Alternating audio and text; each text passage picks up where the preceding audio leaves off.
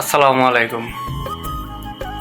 তো সৌদি আরব মাটিতে যে যতদিনই আছেন আরও থাকবেন আশা করি। তবে একটা জিনিস খেয়াল করবেন, কি জানেন? যে বাঙালি হয়ে কোন সময় বাঙালিরা উপকার করতে যাবেন না।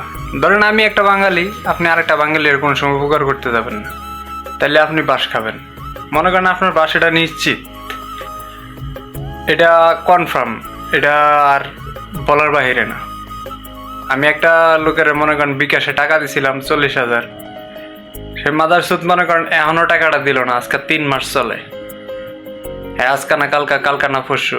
আর বিদেশের মাটিতে তোর মনে করেন যে মারামারি করুন জানা, আর মারামারিটা বাদে খালি মনে করেন মুহের কথা যা কইতারেন তাই কইতারবেন, কিন্তু মুহের কথা তো আর কাম হইতো না। আর ওই বাঙালিটা হচ্ছে মনে করেন, আমরা তো জানা মতে জানি যে জাপান একটা দেশ আছে, কিন্তু এই জাপান বলতে আরেকটা বাংলাদেশের একটা জেলা আছে, যে জেলার মনে করেন জাপানি বলে সৌদি আরবে। এটা হচ্ছে নোয়াখালী। কুল্লে মাদার চোত, এটা নোয়াখালী।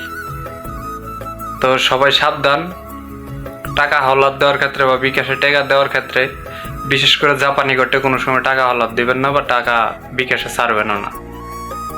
এরা হচ্ছে কুল্লে মাদার চোত, জাপানি, মেড ইন নোয়াখালী, যেটা সৌদি আরবে জাপানি বললে সবাই চিনে। তো সবাই ভালো থাকবেন। আল্লাহ হাফেজ।